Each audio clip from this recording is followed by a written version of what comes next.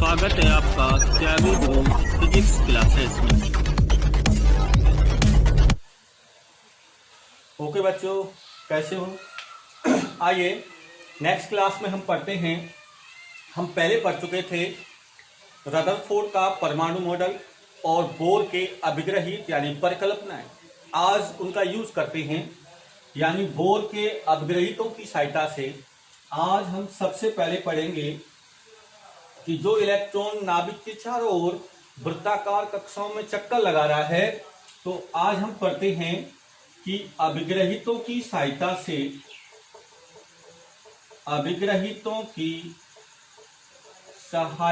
से इलेक्ट्रॉन का nवी कक्षा में वेग, या इसको कहें कक्षीय वेग। राइट बेटा, आज हम पढ़ेंगे इलेक्ट्रॉन का nवी कक्षा में वेग क्या होगा, या इसे कहेंगे कक्षीय वेग। तो सबसे पहले बेटा, मैंने आपको पिछली क्लास में लर्न कराया था कि पहला अभिग्रहित क्या है बेटा, mv² बराबर kZe²/r²।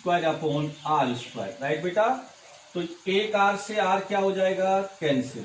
तो यहां से क्या आ जाएगा, ये हो जाएगा mv² बराबर kZe²। राइट बेटा, इसको मैं दे देता हूं इक्वेशन नंबर फर्स्ट। और दूसरा अभिग्रहित क्या था बेटा, L बराबर mvr बराबर NH/2π। राइट बेटा, ये था इक्वेशन नंबर 2। मुझे कौन सी कक्षा में निकालना है, nवी कक्षा में। क्या निकालना है बेटा, वेग। तो मैं यहाँ नीचे लगा देता हूं n, यानी nवी कक्षा का वेग। अब देखो बेटा, यहाँ v² है, यहाँ केवल vn है, तो क्यों ना हम समीकरण 1 में 2 का भाग दे देते हैं। समीकरण 1 में 2 का भाग देने पर बेटा इसका भाग देंगे तो यहां से क्या होगा, देखो ये हो जाएगा mvn²/mvnr बराबर kZe²/NH/2π। तो 2π कहाँ चला जाएगा बेटा, ऊपर। m से m कैंसिल, r से r, एक vn से vn कैंसिल, तो ये आ गया vn बराबर 2π kZe²/NH। फॉर्मूले को याद रखना होगा, ये ध्यान रख लेना। फिर याद करा देता हूं, nवी कक्षा में वेग होगा 2π kZe²/NH। बार बार इसे लर्न करेंगे, इसको 7 बार ऐसे बोलेंगे, 2π kZe²/NH, 2π kZe²/NH। तो आपको याद हो जाएगा vn का मान 2π kZe²/NH, क्योंकि इसकी बहुत ज्यादा आवश्यकता पड़ेगी। अब हम बात करें कि हाइड्रोजन परमाणु की प्रथम कक्षा के लिए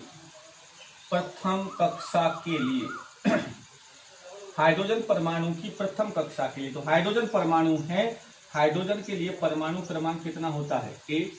प्रथम कक्षा है तो n बराबर भी क्या हो जाएगा, 1। तो ऐसी स्थिति में ये हो जाएगा v1। पहली कक्षा में वेग हो जाएगा 2π kE²/h। देखो पहली कक्षा में वेग कितना हो गया, 2π kE²/h। इन सभी कांस्टेंट्स की वैल्यू आप रख दीजिए बेटा। 2 पाई की वैल्यू बेटा 3.14, के का मतलब 9 × 10⁻⁹, ई का मतलब 1.6 × 10⁻⁻19 का होल स्क्वायर अपॉन h 6.6 ही रख दो गुणा 10⁻⁻34। क्या इसे सॉल्व करेंगे, नहीं, आपको रिजल्ट याद रखना होगा। इसकी वैल्यू आती है 2.2 × 10⁶ मीटर पर सेकेंड। हाइड्रोजन परमाणु की प्रथम कक्षा का वेग होता है 2.2 × 10⁶ मीटर प्रति सेकेंड। राइट बेटा, अगर मेरे पास ये v1 की वैल्यू है, ये vn की वैल्यू है, तो ये v1 से कैसे रिलेटेड कर सकते हैं, देखो 2 पाई राइट, और उसके बाद क्या है 2 पाई, और उसके बाद क्या है k, और फिर क्या है e, और फिर क्या है बेटा, क्या है ये वाला मान। तो यहां से देखो मैं इसे क्या लिख सकता हूं, ऐसे लिख सकता हूं Vn बराबर, इस z को अलग लिख लेता हूं, n को अलग लिख लेता हूं। तो z का मान हमने यहाँ क्या रखा था 1, n बराबर 1, बाकी शेष मान क्या था V1। तो यहाँ पर मैं इसको ऐसे भी लिख सकता हूँ V1। देखो इधर Vn बराबर ZYn इंटू V1। यदि V1 यानी पहली कक्षा के वेग में Z अपॉन n का मल्टीप्लाई कर देंगे तो n भी कक्षा का क्या आ जाएगा बेटा, वेग आ जाएगा। हम एक मान और जानते हैं जिसको मैं रिलेटेड करने जा रहा हूं कि अपने पास एक होता है निर्वात में प्रकाश का वेग। इन दोनों इक्वेशन को बना रहने दीजिए क्योंकि इनकी हमें जरूरत पड़ेगी। अब आप जानते हैं कि c का मान कितना होता है, निर्वात में प्रकाश का वेग होता है 3 × 10⁸ मीटर पर सेकेंड। तो कई बार कंपटीशन के एग्जाम में पूछ लेता है ऑप्शन में। तो देखिए यहां से मैं इसे ऐसे लिख सकता हूं क्या लिख सकते हैं अपन, ऐसे लिख सकते हैं V1 बराबर CY137, राइट। देखो बेटा इधर 2.2 × 10⁻6 यानी C के मान में यदि आप 137 का भाग देते हैं तो 100% ये वैल्यू आ जाएगी। ये रिलेशन है V1 = CY137, यानी हाइड्रोजन परमाणु की प्रथम कक्षा में इलेक्ट्रॉन का वेग प्रकाश के वेग का 137 गुना कम होता है। ठीक है ना, कितना कम होता है, 137, राइट। अब हम बात कर लेते हैं, एक नियतांक होता है जिस नियतांक को हम क्या कहते हैं, एल्फा, जिसको कहते हैं सूक्ष्म संरचना नियतांक, इसको बोलते हैं बेटा सूक्ष्म संरचना नियतांक। इसकी वैल्यू जो होती है वो होती है V1/c, यानी पहली कक्षा में इलेक्ट्रॉन का वेग और निर्वात में प्रकाश के वेग के अनुपात को सूक्ष्म संरचना गुणांक कहते हैं। तो V1/c याद रखना है बेटा, V1 ऊपर आएगा, c नीचे आएगा। तो यहां से इसकी वैल्यू क्या हो जाएगी बेटा, V1, और ये c कहाँ आ जाएगा नीचे, तो यहाँ क्या बचेगा, बराबर 1/137। ये कहलाता है सूक्ष्म संरचना नियतांक एल्फा = 1/137, राइट। अब हम बात कर लेते हैं दूसरे टॉपिक की। तो दूसरा टॉपिक क्या होगा बेटा, इसको याद रखना है, मैंने पहले ही कहा है फॉर्मूला क्या होगा, 2 पाई kZe² NH। अब आइए इधर, अब हम बात कर लेते हैं कि अभिग्रहितों की सहायता से इलेक्ट्रॉन की nवीं कक्षा की त्रिज्या nवीं कक्षा की त्रिज्या। अब बेटा इधर देखो, यहां त्रिज्या पूछ रहा है तो त्रिज्या के नीचे n लगा दीजिए nवीं कक्षा में। अब मुझे बताओ कि अगर हम समीकरण 1 में 2 का या 2 में 1 का भाग देंगे तो त्रिज्या तो क्या हो जाएगी, कट जाएगी। तो हम क्या करें, हम ऐसा करते हैं कि समीकरण 2 का वर्ग करें, इससे ये हो जाएगा r²। तो यहां से क्या हो जाएगा, एक r कट के r बचेगा। तो यहां से देखिए समीकरण 2 का तो वर्ग करिए और समीकरण 1 का भाग दे दीजिए। 2 का वर्ग करो m² v² और rn², इसका भाग दे देंगे तो mv² rn बराबर, इसका स्क्वायर करेंगे तो n² h² अपॉन 4π²। इससे भाग दे देंगे तो क्या आ जाएगा, ये नीचे kZe², राइट बेटा।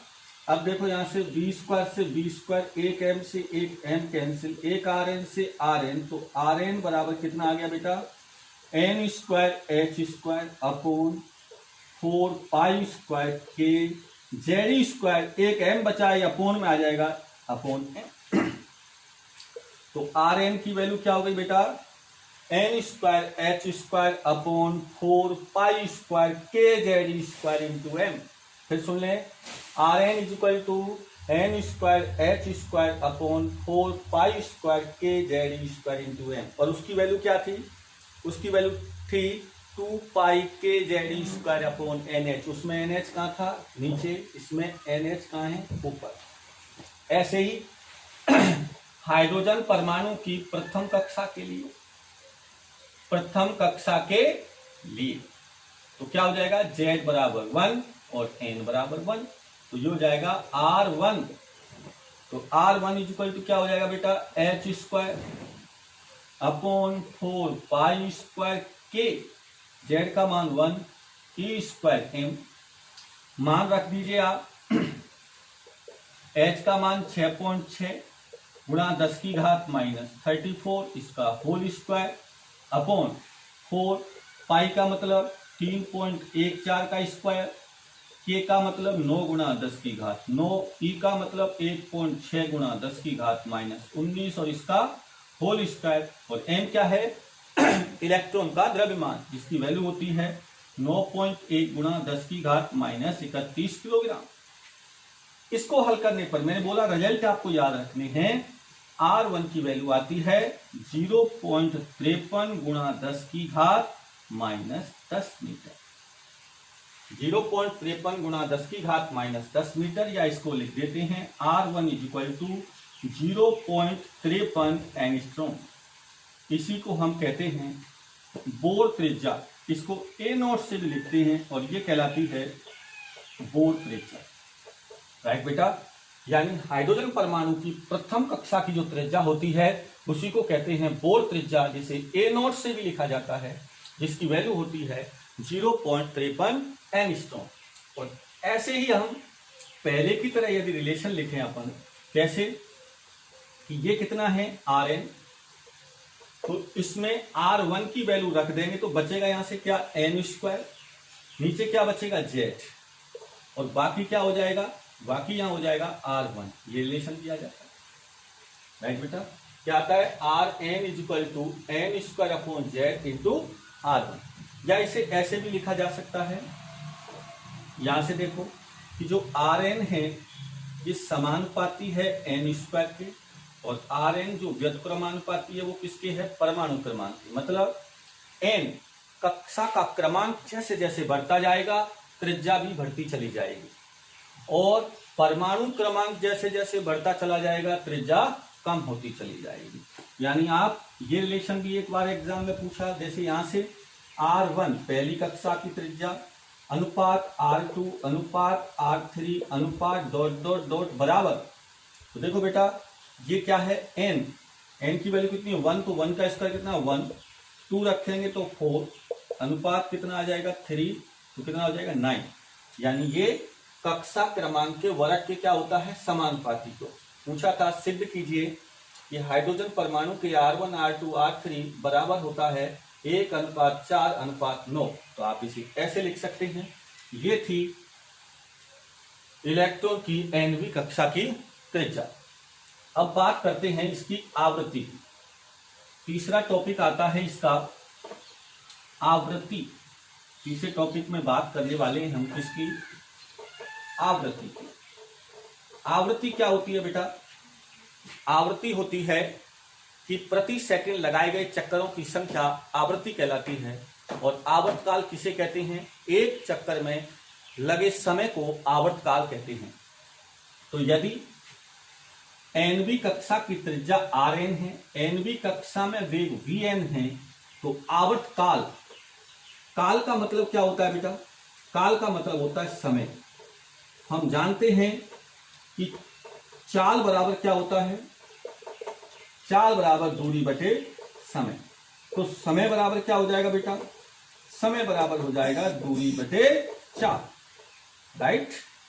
तो काल यानी समय, तो समय t बराबर दूरी। तो दूरी बेटा एक पूरा चक्कर लगाने में कितनी दूरी तय की जाती है? परिधि के बराबर 2πr, nवीं कक्षा की परिधि अपॉन चाल। चाल का मतलब वेग है, तो ये क्या है? v है। याद है? अब आपको क्या रखनी है बेटा? वैल्यू। कुछ नहीं करना, t बराबर 2π। किसी को याद है nवीं कक्षा की त्रिज्या? अभी मैंने आपको याद कराई थी, क्या थी? क्या थी बोलो? n² h² upon 2π² kz² into m। और अपॉन में क्या है? Vn। और Vn का मान कितना था बेटा? याद करिए, मैंने याद कराया था 2π kz² अपॉन nh। तो nh कहाँ चला जाएगा बेटा? ऊपर। नीचे क्या रह जाएगा? 2π kze²। राइट? तो यहां से ये आवर्तकाल है जो ये बताता है कि t समानुपाती, यहां से कितना है? देखो सारे नियतांक हैं। एन स्क्वायर और एन स्क्वायर और एन कितना हो गया, एन की पावर 3, यहाँ से जेड और यहाँ से क्या है जेड, ये क्या हो जाएगा अपॉन जेड स्क्वायर। तो यहाँ से आवृत्ति हो जाएगी एफ प्रोपोर्शनल 1/t, तो ये हो जाएगी F proportional Z square upon n की पावर 3। राइट बेटा, इस प्रकार हमने ये तीनों टॉपिक पढ़े। नेक्स्ट टॉपिकों की बात करेंगे अगले लेक्चर में। धन्यवाद।